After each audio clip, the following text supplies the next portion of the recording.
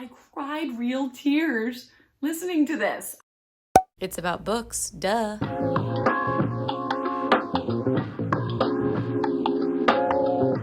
Hi everyone, welcome back to my channel. My name is Paige and we are here with my October wrap-up. It's crazy to me that October is already over. I took down my Halloween decorations yesterday and it was a little sad, I gotta say, but I am excited for Christmas, so I'm not too overly mad about that. So October was an interesting reading month for me.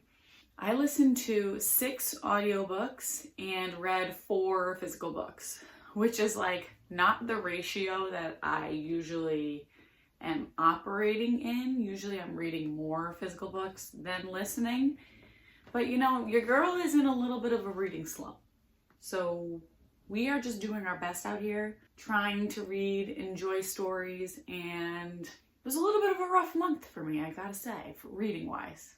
Let's get into some of the books I read in October. One of the first books that I read in October was Stardust by Neil Gaiman, and this one I have a physical copy of, but I actually listened to the audiobook. It was super quick audiobook. This was a recommendation given to me by my husband, who had read this story quite a while ago, and he really wants to watch the movie, so I did listen to this. And I gave it 3 stars. It was fine. This boy kind of goes on this quest to catch a star for the girl that he loves. And he ends up catching the star and realizing that the star is not actually a star, it is a woman. And it kind of goes from there. So it was a cute story. I did enjoy the fantasy elements of it. I just thought it was like so short that it's kind of like hard to get the payoff that you're looking for at the end, but it was cute. It was a solid 3 stars. It was fine. I had no bad feelings about it. TBD on whether or not the movie is also good. One of the 4 physical books that I read in the month of October was Deadly Occupants by Mads Rafferty. So this is, I guess you could call it a thriller, but you know, everyone has their own definition. This is a story about 4 girls who are in college who go to a haunted house and pretty much a spirit follows them home. So they're getting messed with by a spirit. Weird shit is going on. Nobody knows what's real and what's not. Nobody knows who's messing with them. They're kind of all in denial that it's actually a spirit. We understand what's happening. And it's kind of their little quest to see if they can get rid of this evil presence, okay? Now, this had some romance in it. I did not care for it whatsoever. The romance was so like, I just felt like it was so dumb, and the main character was like obsessed with this boy who is just like so mid and just not it. Like her standard for men is like here, and he was killing it. If your standards are here, he was killing it. But for me, it was not it. And that was a lot of the story. There was a lot about the romance, and I was like, I literally don't care. Can we get back to the creepy spirit that's like moving your stuff and hiding your things and closing doors and doing weird stuff in your house? Like, let's get back to that. That part of the story I thought was really strong. I just thought it was a little disjointed, and the flow wasn't as good as I thought it could have been. So that's why I gave it 3.5 stars. It was fine. I did like the spookiness, and it was perfect for spooky season. So now on to a haunted house book that one was a 3.5 star. This one, I gave it a generous 3 stars, maybe 2.5. And that is Horror Store by Grady Hendrix. Okay, I had very high hopes for this. I'm glad that this is off my TBR. It's been on my shelf for quite a long time. I did end up listening to this on audiobook. And number 1, the audiobook is atrocious. I have never listened to a worse done audiobook. Maybe Keeping 13 was worse. This was pretty bad. I think that did not help. This is also like a really short book and a quick listen, so I don't think that helped the story. There wasn't a lot of character building. So when things started going wrong, I didn't care much what happened to the characters because I'm just like, I don't even know these people. And a lot of them were kind of like dumb. I just can't get over the voices. The voice acting was so bad. Oh my God. I really hate that because it can ruin a book when you listen to it if the voice acting is just terrible. So I liked the end where things really started getting messed up and the essence of what was going on came to light. And there are some spooky shit that happens in this book, but overall, I would not recommend it. It's just, there are so many better haunting stories out there. And I read a lot of them this month. So speaking of a haunting book that is much better, Incidents Around the House by Josh Malerman. So I originally rated this 3.5 stars, but I feel like I should give it a little bit more credit and bump it up to 4 stars, maybe 3.75, because this was creepy, okay? This is a story about a girl who is kind of being haunted by this spirit called Other Mommy, and she really, really wants to possess this little girl, and she keeps asking, can I go into your heart? Which is so fucking creepy. This story is a lot about the family dynamic between the mom, the dad, and the daughter. And the mom and the dad are like not in a good place. They're like on the verge of divorce. The mom's cheating. The dad has no idea. It's a mess. And this little girl is talking about this creepy thing that comes out of her closet that is enormous, has hairy arms, and sometimes she crawls on the floor, sometimes she's on the ceiling. Like, it's scary. I binged this book. I read this in 24 hours. The way that it's written through the eyes of the little girl and the way that the book is, like, there's a lot of spaces on the page, so it is a very, very fast read. It is scary in the sense that this family is like doing everything they can to get away from the spirit, and the spirit will not leave them alone. And it does become like kind of high stakes. And the ending was good. I think for me, the ending wasn't as good as it could have been, in my opinion. And I know people who like love this book and gave it 5 stars. It's not a 5-star read for me. But I do feel like for the horror genre, it did the trick as far as like I feel like horror has to do with the gore and the scariness and the just unsettling feeling that it gives you. But it also is a commentary on real life. And this whole story about the more that a family breaks apart, the more that things start to crumble was really strong. And it did have a message that was deeper than getting away from this other mommy being. So I did like this. I think I'm going to bump it up to 4 stars now that I'm talking about it. I would definitely read more by Josh Malerman. I know he's written so many things that are like hugely popular in the horror genre. So yeah, this was a solid spooky season read. I liked it. I had a great time reading it. The last physical book that I have that I read in the month of October was actually a reread, which is very rare for me, and that is Pet Sematary by Stephen King. So for my family book club, we read Pet Sematary by Stephen King, and this really excited me because I remember reading this 9 years ago and loving it and feeling like this was the scariest Stephen King book I've read. Now, the reread, not so much, okay? Listen, I gave it 3.5 stars for the reread. My original rating was 4 stars. My problem with this book is that there's so much buildup. There's so much repetitive things that happen that you kind of get bogged down. And I found myself like skimming a lot of it because I wanted to get to the good stuff that I know is going to happen, the scary shit. This book is literally about a man who buries his cat in the pet cemetery in order to bring the cat back to life, and therein also thinks to do that with other things, if you catch my drift.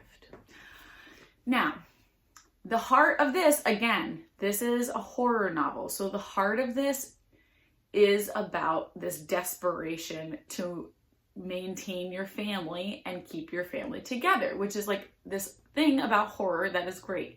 There has to be some deeper message here besides scary zombie cats, okay? That's not inherently scary and moving. But what is moving is the lengths at which Lewis goes to keep his family intact, which is what makes this scary and impactful. Which, of course, Stephen King is the master of horror. He's going to do that well. I just think that the way that it's written can be, you know, sluggish for some people, and it is a short book, so it shouldn't have been that hard for me to get through, but it kind of was.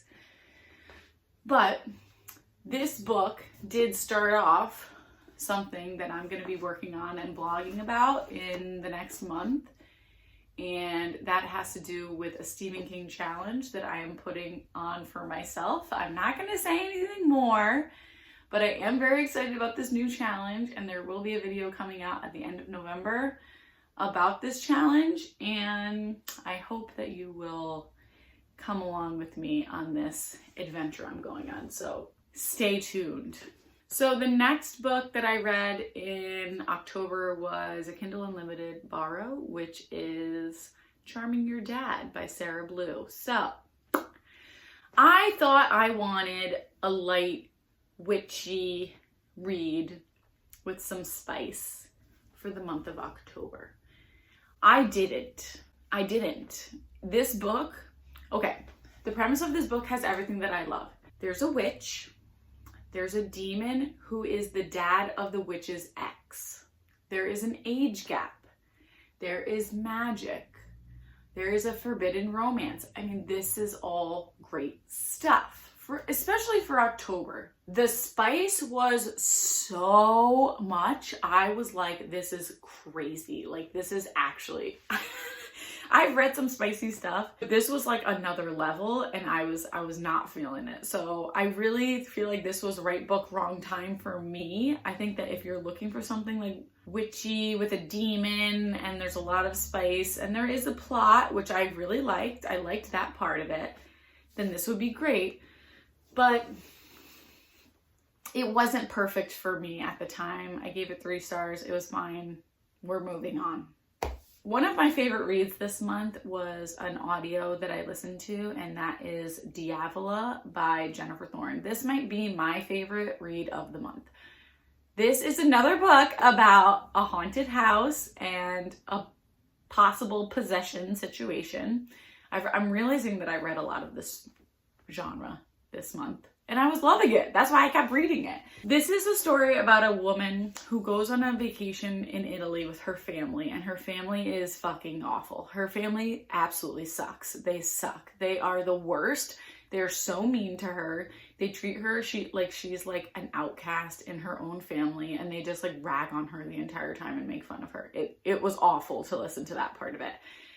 But immediately upon getting to this villa that they're staying in Italy, weird things are happening that cannot be explained. And this book was the perfect horror book that, like, the buildup is so subtle that all of a sudden crazy things are happening and you're looking around like, how did we get here? Going into this crazy stuff that is happening was just so great for me. This book had what other books I read this month didn't, which was like immaculate character development. You really got to know. It was a slow plodding listen at first, and you really got to know these people and kind of understand their relationships, which did make a really big difference in the payoff. And there was a point where I was like, wait, is that it? And then all of a sudden it was like a 0 to 60, and I was like, oh my God, what is happening? But it was so eerie and unsettling, and you just had this feeling of dread as you listen to the story. You're like, oh, I know something is gonna happen and I am not prepared. It was so good. I encourage anybody to read this book. The audiobook is fantastic. It's probably easier to get through on audio just because it's a little bit slow, but it was great. I'm still thinking about this book. This book I rated 4.5 stars at first, but I think I'm gonna bump it up to 5 because it's stuck with me a lot as I've thought about it over the course of the month, and I really, really enjoyed reading it. So Diavola, definitely would recommend. Okay, switching gears a little bit, I did do some romance reading that did not have to do with witches or anything spooky. And I did listen to Two Can Play by Allie Hazelwood. And this is her new novella that just came out, and it's only available on audio. I really enjoyed this book. This book was about like two video game programmers who were kind of enemies, but not really. They thought they were enemies, but they're actually not. And of course, it's a novella. Is there a little bit of insta-love? 100%. Did I love it? Yes. The setting was so great. They were on this retreat at this resort in the wintertime. Like, it was so cute. So of course there's like forced proximity. They're in the rooms next to each other. It was just so cute. I needed something cute. I needed something like, oh yes, thank you, Allie Hazelwood. I love this. Of course, the man is gigantic. The girl is tiny. He can't express his feelings. She's obsessed with him for no reason. There are flaws. Regardless, I rated it 4 stars. I had a great time listening to it, and I would recommend anybody listen to it. My only gripe, if it's only going to be released on audio, you need to have 2 narrators. You need to have a male and a female, which this only had 1.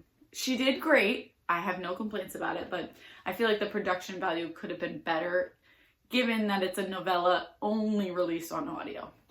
That's my only gripe. I also listened to some literary fiction this month, which is, who is this? I did listen to The Measure, and this was a journey, okay? The beginning of this book, I was like, okay, this is cool. This is a cool premise. The premise is, all of a sudden one day, every person in the world above the age of 22 receives a box with a string in it that indicates how long you have left to live. This is a theme that's been explored in movies, TV, books, whatever.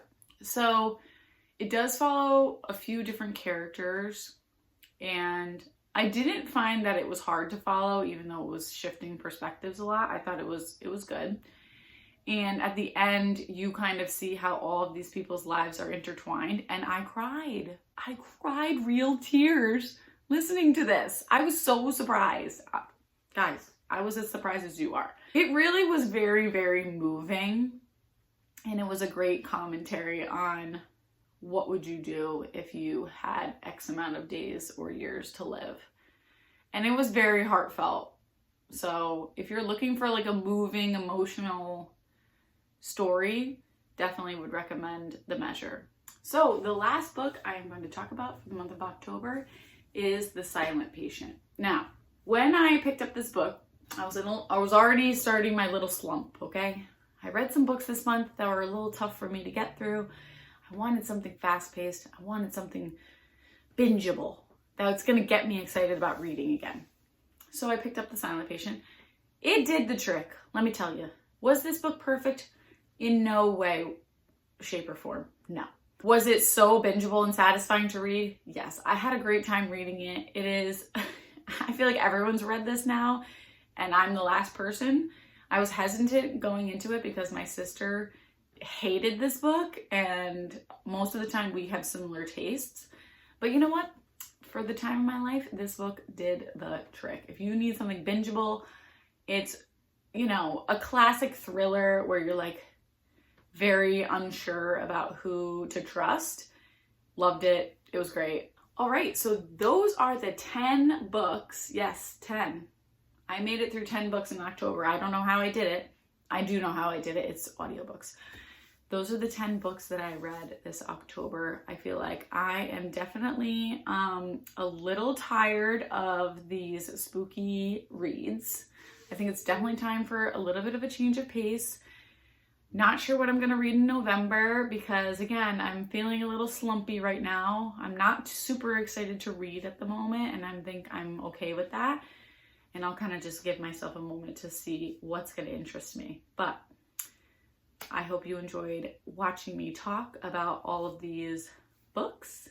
If you've read any of them, please let me know in the comments, and I will see you again next time. Bye.